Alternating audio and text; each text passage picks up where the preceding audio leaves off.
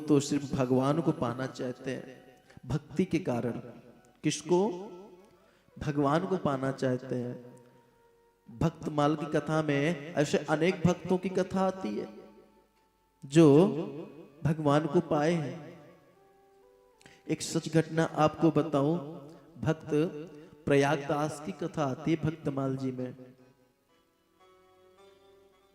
एक विधवा ब्राह्मणी माँ थी और उस विधवा ब्राह्मणी का एक बेटा था, उसका नाम था प्रयागदास। माँ भिक्षाटन करती, भिक्षा मांग के जो भी लाती अपना एवं अपने बेटे का पालन करती।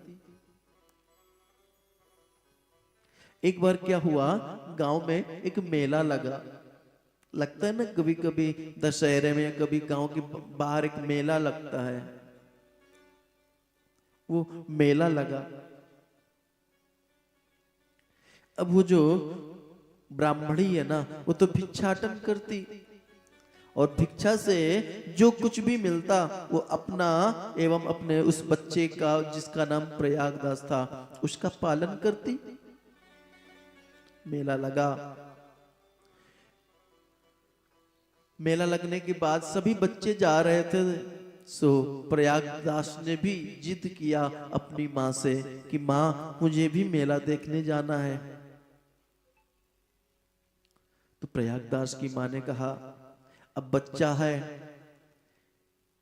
इसको क्या स्थिति क्या परिस्थिति क्या पता, बच्चे तो वैसे भी भगवान के स्वरूप होते हैं। मैं एक बात कह रहा था कि बच्चों के सामने जैसा आप करते हो ना, वो बच्चे कभी भूलते नहीं है।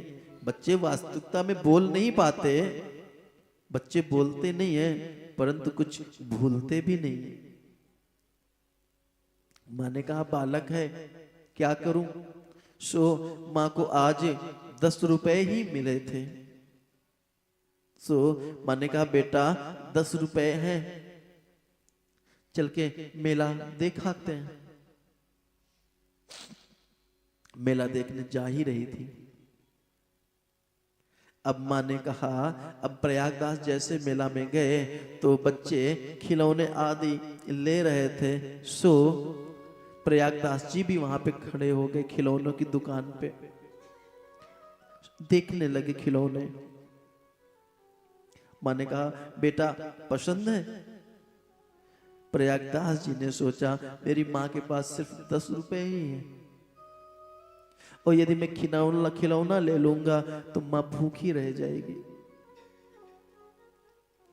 प्रयागदास जी ने कहा नहीं नहीं माँ मुझे नहीं चाहिए। फिर क्या चाहिए? प्रयागदास जी ने कहा माँ वो जलेबियां बन रही है ना, सो आप जलेबियां ले लो। माँ ने उन 10 रुपए की जलेबी ले ली। फिर उन्होंने कहा बेटा बगल में गुरुदेव का आश्रम है, सो हम गुरुदेव के पास चलते हैं, गुरुदेव का दर्शन कर लेंगे और पहले इसका भोग भी लग जाएगा, गुरुदेव भोग लगा देंगे और फिर हम पा लेंगे प्रसाद गुरुदेव का। संस्कार तो माँ से ही आते हैं ना बच्चों में। सो माँ ने कहा, प्रयागदास जी ने कहा हाँ ठीक माँ, इसी बहाने मैं भी दर्शन कर लूंगा गुरुदेव के। प्रयागदास और माँ दोनों गुरुदेव के पास गए, परंतु वहां तो मेला का समय था। सो गुरुदेव के पास तो बड़ी भीड़, बहुत भीड़ थी। हॉल में सब खचाखच भरे और उनके पास जो सेवक लोग होते हैं ना, आपने देखा होगा किसी किसी संत के पास जो सेवक होते हैं, होते तो सेवक हैं परंतु किसी मालिक से कम नहीं समझते अपने आप को। सो माँ बेटे सबसे पीछे जाके बैठ गए। 1 घंटा हो गया, 2 घंटा हो गया, 3 घंटा हो गया बैठे बैठे, कोई बुलावा नहीं आया उस माई का, क्योंकि लोगों की भीड़ लगी हुई थी। सो एक जो उनका सेवक उधर से गुजर रहा था, सो माँ ने कहा भैया भैया ये मैं प्रसाद लाई हूं और इस प्रसाद का भोग गुरुदेव लगा देंगे क्या? वो सेवक तेज आवाज में बोला, तुम्हें पता नहीं है गुरुदेव 12 साल से अन्न ग्रहण नहीं करते, गुरुजी 12 साल से कुछ नहीं खाए और तुम ये जलेबियां लेके आई हो, क्या तुम उनका व्रत तोड़ना चाहती हो? जब इतनी ऊंचे स्वर में प्रयागदास सब सुन रहा था, जब माँ को ऐसे इस तरह से बातें किया तो माँ ने कहा, माफ करना महाराज जी, मेरा कोई मतलब नहीं था व्रत तोड़वाने का, बस हम तो बस ऐसे ले लिए थे, सोचा कि गुरुदेव को भोग लगा देंगे और उसके बाद प्रसाद पालेंगे हमारा कोई मन नहीं था गुरुदेव का व्रत तोड़ने का, हम तो बस ऐसे ही दर्शन के लिए आ गए थे। और गुरुदेव के पास खाली हाथ नहीं जाना चाहिए, गुरु के घर, भगवान के घर और बहन के घर कभी खाली हाथ नहीं जाना चाहिए। सो मैं गुरुदेव के पास आ रही थी, सो मैं ये थोड़ा सा ले आई। उस सेवक ने माँ और बेटे दोनों को भगा दिया। ध्यान देना, गुरुदेव की दृष्टि पड़ रही थी, गुरुदेव देख रहे थे। अब माँ शर्मिंदा होते हुए, उदास होते हुए, खिन्न भाव से वापस आ रही थी, तब तक उसी सेवक से गुरुदेव ने कहा, उस मैया को बुलाओ। अब सेवक गया भागते भागते बाहर, बोले, ओ माँ, मैया चलो, गुरुदेव ने बुलाया है। अब मैया और डर गई कि ऐसा ना हो कि गुरुदेव भी डांटे कि व्रत है। सो मैया कहने लगी, भैया मैं तो भूल से आ गई थी, मुझे नहीं पता था कि गुरुदेव का व्रत है, मुझे माफ कर दो, मेरे से गलती हो गई। वो भक्त प्रयागदास देख रहा था सब। फिर उस व्यक्ति ने कहा, गुरुदेव आपको बुला रहे हैं, आप डरो मत, चलो। जब वो संत के पास गई तो संत हृदय नवनीत समाना है, नवनीत समाना, कहां पर कहा नहीं जाना। क्यों? क्योंकि नवनीत बोले तो मक्खन, मक्खन कब पिघलता है? जब उस पे कोई गर्म आंच पड़े तब वो पिघलता है ना। जब उस पे कोई गर्म आंच पड़े तब मक्खन पिघलता है। परंतु संत हृदय पे संत तो बिना किसी आंच के सिर्फ दूसरे के भाव से ही पिघल जाते हैं। ऐसे संत हृदय नवनीत समाना कहा गया है।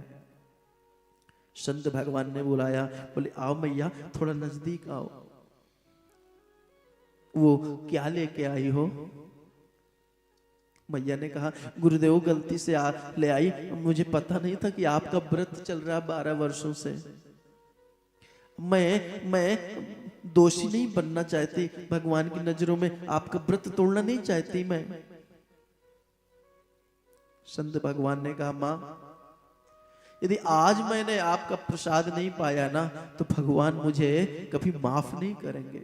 दोषी आप नहीं माँ, दोषी मैं हो जाऊंगा।